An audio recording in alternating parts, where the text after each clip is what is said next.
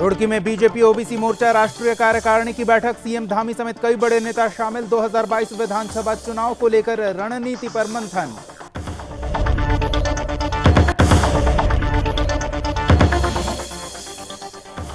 उत्तराखंड के चमोली में बादल फटने से मची तबाही, मजदूरों का टेंट इलाका मलबे में दबा, स्थानीय लोगों की तत्परता से बची जान। कर्णप्रयाग ग्वालदम हाईवे हुआ बंद, मौसम विभाग ने उत्तराखंड में जारी किया येलो अलर्ट।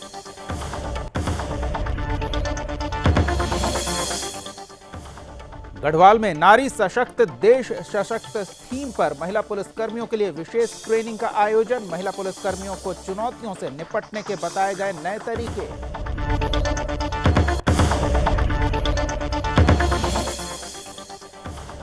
और ऋषिकेश में कीर्तिमान स्थापित करने वाले युवाओं को किया गया सम्मानित। कार्यक्रम में उत्तराखंड सरकार में श्रम बोर्ड के सदस्य विशाल कक्कड़ हुए शामिल।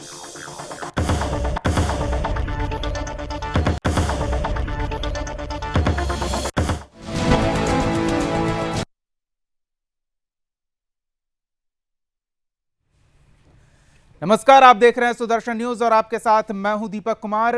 बुलेटिन की शुरुआत करते हैं देहरादून की खबर के साथ। देहरादून में प्रेस कॉन्फ्रेंस का आयोजन किया गया। बीजेपी के प्रदेश प्रवक्ता सुरेश जोशी ने बीजेपी सरकार के 4.5 साल के कार्यकाल के बारे में जानकारी दी। इस दौरान प्रदेश प्रवक्ता ने कहा कि हमारी सरकार ने शिक्षा, चिकित्सा, रोजगार समेत प्रदेश के विकास के लिए बेहतर काम किए हैं। इसके साथ ही सुरेश जोशी ने विपक्ष पर जमकर हमला बोला।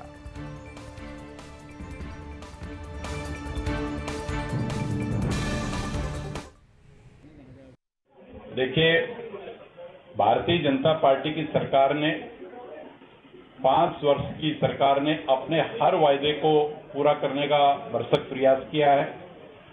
चाहे वो शिक्षा का क्षेत्र हो, चाहे वो रोजगार का क्षेत्र हो, चाहे वो इंफ्रास्ट्रक्चर का सेक्टर हो, हम सभी में पूरी तरह से सफल रहे हैं। और हम सबका सौभाग्य है कि वैक्सीनेशन में हम बहुत तेजी से आगे बढ़ रहे हैं। उत्तराखंड में 4 धाम यात्रा के लिए बड़ी संख्या में तीर्थयात्रियों के रजिस्ट्रेशन कराने पर प्रदेश के पर्यटन और तीर्थाटन मंत्री सतपाल महाराज ने खुशी जताई है। उन्होंने कहा कि शुरुआत में ही 4 धाम यात्रा के लिए 4000 से ज्यादा लोगों ने रजिस्ट्रेशन कराया है, जो कि एक अच्छा संकेत है।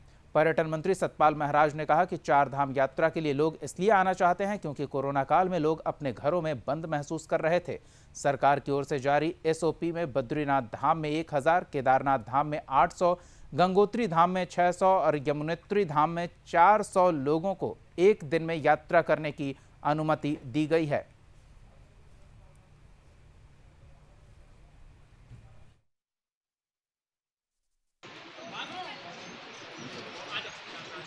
जो यात्री हैं उनसे अनुरोध करूंगा कि वो मौसम विभाग से उसका जो फोरकास्ट है उसकी सूचना लेने के बाद ही यात्रा शुरू करें।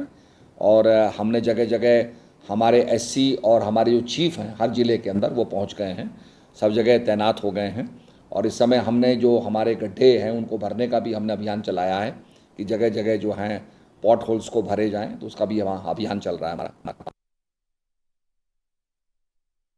रुड़की में ओबीसी मोर्चा की पहली बार राष्ट्रीय कार्यकारिणी की बैठक का आयोजन किया गया। इस बैठक में बीजेपी ओबीसी मोर्चा के राष्ट्रीय अध्यक्ष, सीएम, कैबिनेट मंत्री, राज्यसभा सांसद और बीजेपी के कई बड़े नेता शामिल हुए। आपको बता दें कि बीजेपी ओबीसी मोर्चा की प्रदेश कार्य समिति का उद्घाटन सीएम धामी ने दीप प्रज्वलित कर किया। वहीं मुख्यमंत्री के दौरे को लेकर सुरक्षा व्यवस्था के चाक चौबंद इंतजाम किए गए थे। 2022 के विधानसभा चुनाव को लेकर यह बैठक काफी महत्वपूर्ण बताई जा रही है।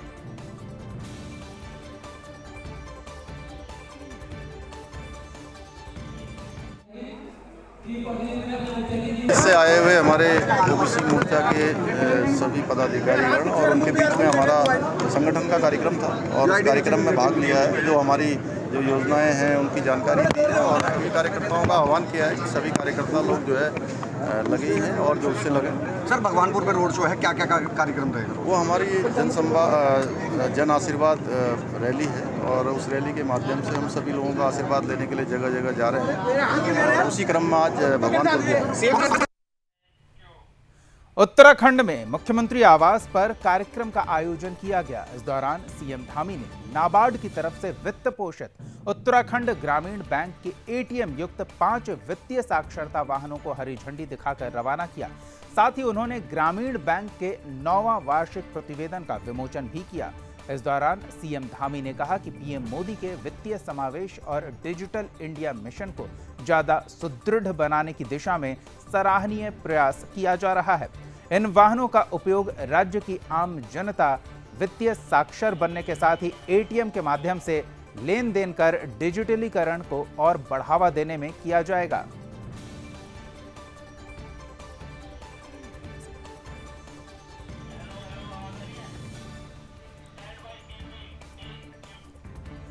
कैबिनेट मंत्री अरविंद पांडे बाजपुर पहुंचे, जहां आप पार्टी पर जोरदार हमला बोला। अरविंद पांडे ने आम आदमी पार्टी पर उत्तराखंड की जनता को लालच देकर गुमराह करने का आरोप लगाया।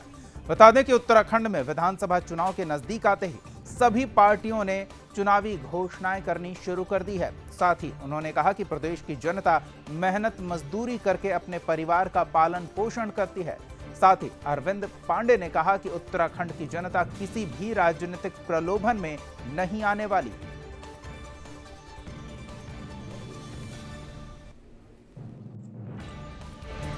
राजनीतिक प्रत्येक दल को अपने अपने आयोजन करने का अधिकार है, उस पर हमारी कोई टिप्पणी नहीं है।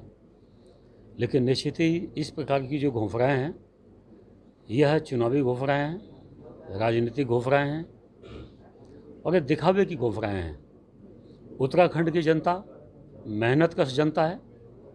यहाँ हमारे भूतपूर्व सैनिक निवास करते हैं। गढ़वाल में नारी सशक्त देश सशक्त की थीम पर महिला पुलिसकर्मियों में आत्मविश्वास और सुरक्षा की भावना बढ़ाने को लेकर प्रशिक्षण कार्यक्रम का आयोजन किया गया। इस दौरान प्रशिक्षक की तरफ से एक्सरसाइज के माध्यम से शरीर की रोग प्रतिरोधक क्षमता बढ़ाने और महिला पर किसी परिस्थिति में आक्रमण होने के हालात में बचाव को लेकर भी विशेष गुर बताए गए। इस मौके पर पौड़ी के एसएसपी ने महिला पुलिसकर्मियों को प्रोत्साहित करते हुए कहा कि प्रशिक्षित महिला पुलिसकर्मी जनपद के कई स्कूलों, कॉलेजों और कार्यालयों में काम करने वाले युवतियों को आत्मरक्षा का प्रशिक्षण देंगी। एक हफ्ता का महिला थाने में हमारा महिला कांस्टेबल है, वो डिफरेंट थाने से आएगी। इस कांस्टेबल को हमने यहाँ पर सेल्फ डिफेंस का ट्रेनिंग करवाया था, जो आज यहाँ पर मॉक ड्रिल भी उन लोगों के द्वारा किया गया था। सो इसका मेन उद्देश्य यही है, महिला कांस्टेबल एक तो सेल्फ डिफेंस का टेक्निक सीखे ताकि उनकी एक फियर फैक्टर है वो ख़त्म हो जाए और उनके अंदर कॉन्फिडेंस बढ़े एंड स्टेमिना भी अच्छा रहे। एंड इन लोगों के द्वारा थाने में अवेयरनेस वगैरह कार्यक्रम किया जा रहा है। दिल्ली के मुख्यमंत्री अरविंद केजरीवाल के उत्तराखंड दौरे पर जहां आम आदमी पार्टी के कार्यकर्ताओं ने उनका स्वागत किया, वहीं आपको बता दें कि हल्द्वानी में आम आदमी पार्टी के तिरंगा यात्रा को लेकर प्रदेश महिला मोर्चा उपाध्यक्ष रुचि घिस्माना के नेतृत्व में कई आम आदमी पार्टी कार्यकर्ताएं बनबसा से हल्द्वानी के लिए रवाना हुए। वहीं कार्यकर्ताओं ने रथ यात्रा और तिरंगा यात्रा में शामिल होने की बात कही।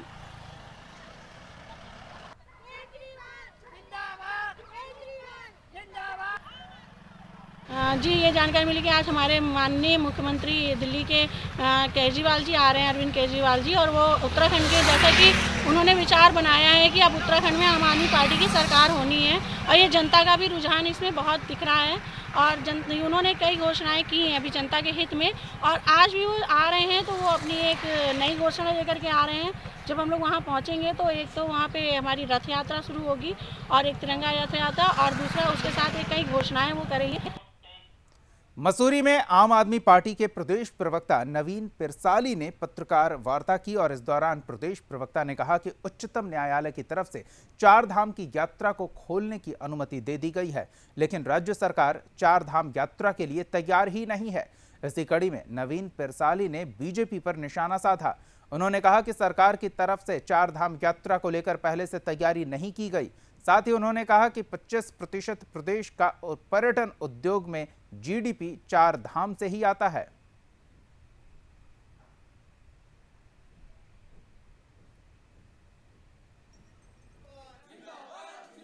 उच्च न्यायालय का धन्यवाद करते हैं कि उन्होंने सशर्त इस यात्रा को सुचारू रूप से चलाने के लिए स्वीकृति दे दी है। लेकिन राज्य सरकार के रुख से नहीं लगता कि यात्रा उस ढंग से चल पाएगी जिस रूप से ये होनी चाहिए, क्योंकि यात्रा इस प्रदेश की अर्थव्यवस्था की रीढ़ है और लगभग 25% जो पर्यटन से आता है उसमें इसका एक बड़ा हिस्सा होता है जीडीपी में। अगर सरकार जो माननीय उच्च न्यायालय ने पहले सुझाव दिए थे अगर उन पर गौर कर लिया होता तो शायद यात्रा बहुत पहले शुरू हो चुकी होती।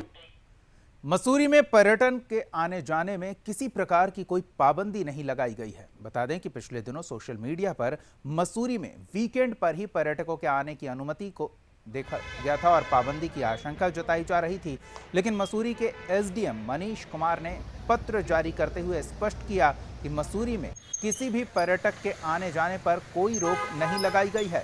जिलाधिकारी की तरफ से वीकेंड में 15,000 पर्यटकों के आने की अनुमति दी गई है, जिससे कोविड-19 नियमों का पालन कराया जा सके।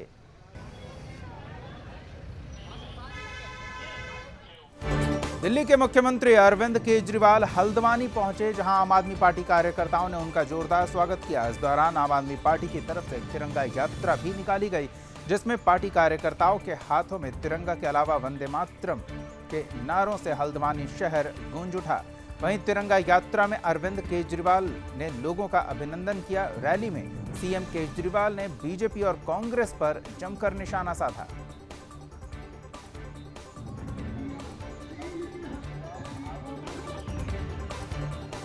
देखिए, प्रोग्राम तो आज उन्होंने एक बहुत बड़ी घोषणा करनी है। जो हमें जानकारी है कि जो उत्तराखंड से पहाड़ों से खास करके पलायन होता है, उसके बाद जो है कि मैदानी क्षेत्रों से भी पलायन होता है, उसको रोकने के लिए बेरोजगारों के लिए कोई रोजगार पे बात करने के लिए आदरणीय केजरीवाल साहब आए हैं। और निश्चित रूप से जिस प्रकार से पार्टी का चाहे बिजली गारंटी योजना से ग्राफ बढ़ा हो, अब जो है जो आज की घोषणा होगी, इससे निश्चित रूप से पार्टी का ग्राफ बढ़ेगा। पहले कोटियाल साहब ने अनाउंस किया था कि अब उत्तराखंड को पूरे विश्व के हिंदुओं की आध्यात्मिक राजधानी बनाया जाएगा। इसी एक ऐलान के अंदर इतने सारे जॉब्स की अपॉर्चुनिटीज, असीमित अपॉर्चुनिटीज हैं। तो मैं और कोटियाल साहब जो हमारे सीएम कैंडिडेट हैं, अलग अलग क्षेत्रों में कीर्तिमान स्थापित करने वाले युवाओं को ऋषिकेश में कार्यक्रम आयोजित कर सम्मानित किया गया। इस दौरान कार्यक्रम का आयोजन दिल्ली की युवा सामाजिक कार्यकर्ता पूजा गुप्ता की ओर से किया गया था, जिसका उद्घाटन विधानसभा अध्यक्ष प्रेमचंद अग्रवाल ने किया। कार्यक्रम में कई देशों के राजदूत भी शामिल हुए।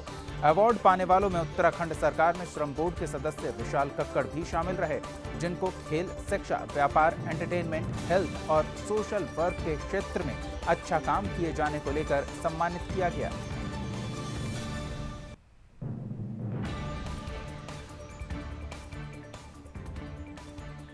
मैं बतौर गेस्ट ऑफ ऑनर में यहाँ पे दिल्ली से आया हूँ। कार्यक्रम बहुत शानदार रहा है। कार्यक्रम मैंने बहुत अटेंड किए हैं, अभी तक लगभग 200-250 कार्यक्रम मैंने अटेंड कर लिए होंगे अब तक की लाइफ में। जो ये कार्यक्रम का प्रारूप रहा है और उत्तराखंड की जो देवभूमि के अंदर उत्तराखंड का जो प्रारूप रहा है, उसकी एक अलग ही बात रही है। और आज के कार्यक्रम के लिए मैं पूजा गुप्ता जी को मैं बहुत बहुत बधाई देता हूँ, शुभकामनाएं देता हूँ कि इतनी शानदार कार्यक्रम उन्होंने आज यहाँ उत्तराखंड के अंदर ऋषिकेश में किया। यहाँ पे उत्तराखंड में भी काफ़ी बच्चे हैं जो नेशनल एंड स्टेट लेवल पे अवार्ड जीत के आ चुके हैं, तो उनको एक छोटा सा हमने एक सम्मान समारोह दिया था। और यही इसी तरह से बिजनेस एक्सीलेंस अवार्ड के लिए भी हम हमेशा ही तत्पर रहते हैं उन लोगों को आगे प्रमोट करने के लिए। इसलिए सारी कंपनी, जितने भी हमारी सपोर्टिंग कंपनीज हैं, वो सब हमारे साथ जुड़ के इस कार्य को आगे बढ़ाने की कोशिश करते हैं। लंबे समय तक कोरोना संक्रमण का प्रभाव रहा और अब एक बार फिर गंगा में होने वाली राफ्टिंग की शुरुआत हो गई है। राफ्टिंग सत्र 2021-22 का शुभारंभ करने पर्यटन मंत्री सतपाल महाराज और कैबिनेट मंत्री सुबोध उनियाल पहुंचे। गंगा नदी राफ्टिंग रोटेशन समिति के पदाधिकारियों ने कार्यक्रम में पहुंचे मुख्य अतिथि पर्यटन मंत्री सतपाल महाराज के समक्ष कई समस्याएं भी रखी, जिन समस्याओं के समाधान को लेकर सतपाल महाराज ने उन्हें भरोसा दिलाया।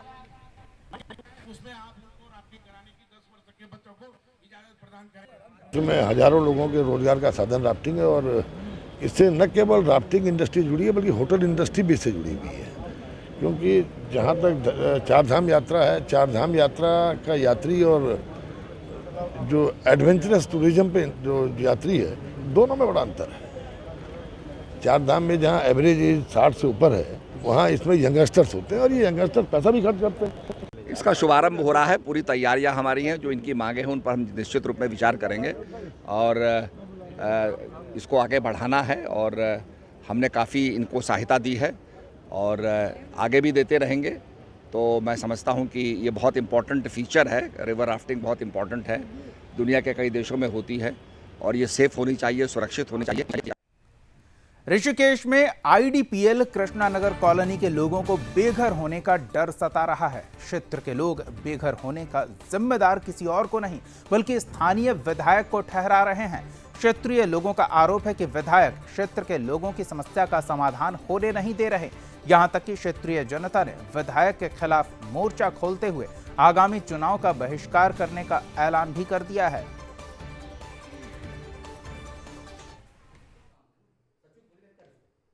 कृष्णानगर कॉलोनी जो विगत 50 वर्षों से बसी हुई आबादी का क्षेत्र है, उसको नगर निगम में शामिल किया जाए और वो क्षेत्र ग्राम सभा और नगर निगम में न होने के कारण से वहाँ कोई भी राज्य सरकार और केंद्र सरकार की योजनाओं का लाभ उनको मिल नहीं पाता है।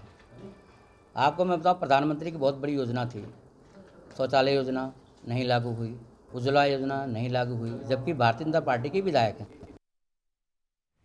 सतपुली में थानाध्यक्ष संतोष पेंथवाल के सतपुली से स्थानांतरण होने पर सतपुली पुलिसकर्मियों, व्यापारियों, महिलाओं और स्थानीय लोगों की तरफ से विदाई समारोह का आयोजन किया गया।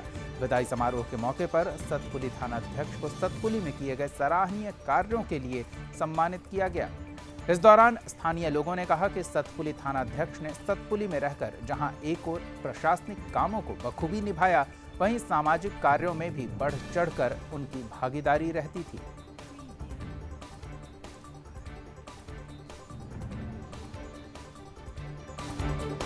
थानाध्यक्ष के स्थानांतरण पर उन्हें विदाई दी गई। विदाई समारोह के अवसर पर उन्हें सम्मानित किया गया।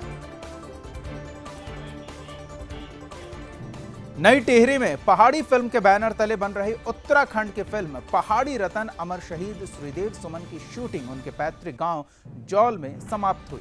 स्थानीय होटल में एक प्रेस कॉन्फ्रेंस कर पद्म गोसाई ने ये जानकारी दी कि फिल्म की शूटिंग हरिद्वार, ऋषिकेश, देहरादून, टिहरी जिले के चंबा के कई रमणीक स्थलों सलोगी गांव में भी की जाएगी। फिल्म में श्रीदेव सुमन की तरफ से समाज हित में किए गए योगदान को दिखाया जाएगा। प्रोड्यूसर विक्रम नेगी पहाड़ी ने कहा कि उनका उद्देश्य है कि जैसे मराठी, भोजपुरी, बंगाली सिनेमा हो सकती है, वैसे ही हमारे पहाड़ की भी सिनेमा हो।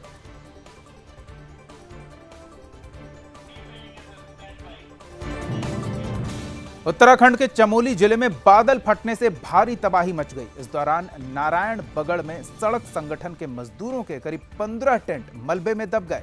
साथ ही कर्णप्रयाग ग्वालदम हाईवे को भी बंद कर दिया गया। आपको बता दें कि स्थानीय लोगों ने तत्परता दिखाई, तब जाकर सभी मजदूरों और उनके परिजनों को इस मलबे के सैलाब से बचाया जा सका। ये सभी मजदूर नेपाल और झारखंड के रहने वाले हैं। वहीं मौसम विभाग ने उत्तराखंड के लिए येलो अलर्ट जारी कर रखा है, यानी कि ऐसे हादसे आगे और भी हो सकते हैं।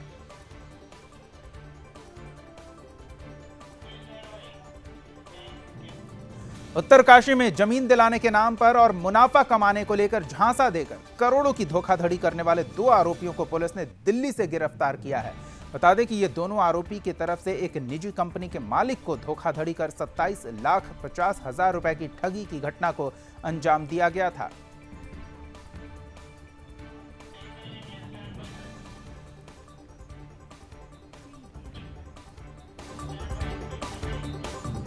यूपी उत्तराखंड बॉर्डर पर स्थित मझोला में किसान नेता राकेश टिकैत ने विशाल जनसभा को संबोधित किया। इस दौरान मझोला में टिकैत ने भारतीय किसान यूनियन के कार्यालय का उद्घाटन भी किया। वहीं जनता ने किसान नेता का जोरदार स्वागत किया। बता दें कि 3 कृषि कानूनों को लेकर लंबे समय से देश के किसान दिल्ली सीमावर्ती क्षेत्र में लगातार धरना प्रदर्शन कर रहे हैं। इस कड़ी में उत्तराखंड के बॉर्डर मझोला में एक विशाल जनसभा का आयोजन किया गया। इस दौरान हजारों की संख्या में इकट्ठा हुए किसानों को आंदोलन में बढ़ चढ़कर हिस्सा लेने के लिए प्रेरित किया गया। किसान नेता राकेश टिकैत ने बीजेपी सरकार की जन विरोधी और किसान विरोधी नीतियों पर हमला बोला। मैं यहाँ का किसान हूँ ये एक ऐसा स्थान होगा कि जो यहाँ बैठ के अपनी समस्याएं लोगों को बता सकते होंगे और यहाँ से उनकी जो समस्या होगी अधिकारियों से बातचीत करके सरकार को चिट्ठी लिख के उसका समाधान करवाने की कोशिश करें। केंद्रीय सड़क निर्माण निधि के अंतर्गत लंबरपुर लांघा मोटर मार्ग के शीतला नदी पर 120 मीटर लंबे पुल निर्माण का विकास नगर के विधायक ने भूमि पूजन कर शिलान्यास किया। बता दें कि विधायक ने लांघा, बरोटीवाला, केदारवाला, रुद्रपुर समेत दर्जनों गांव के बाशिंदों को पुल निर्माण की सौगात दी है। 13 करोड़ 16,82,000 रुपए की लागत से इस पुल का निर्माण कार्य 1 साल में पूरा किया जाना है, जिससे विकासनगर क्षेत्र ही नहीं समस्त चक्राता क्षेत्र के बागवान, काश्तकारों और समस्त यमुना घाटी के लोगों को काफी फायदा होने वाला है। बरसात के दौरान शीतला नदी का जलस्तर बढ़ जाने से कई गांव के लोगों का आवागमन मुख्य इलाके से कट जाता था। लोगों को काफी परेशानियों का सामना करना पड़ता था।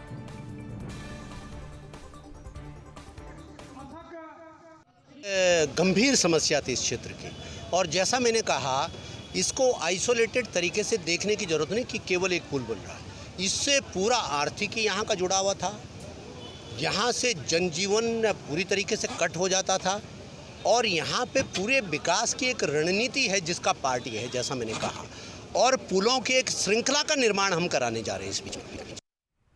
उत्तराखंड विशेष में फिलहाल इतना ही। देश दुनिया की तमाम बड़ी खबरों के लिए बने रहिए हमारे साथ। जय हिंद।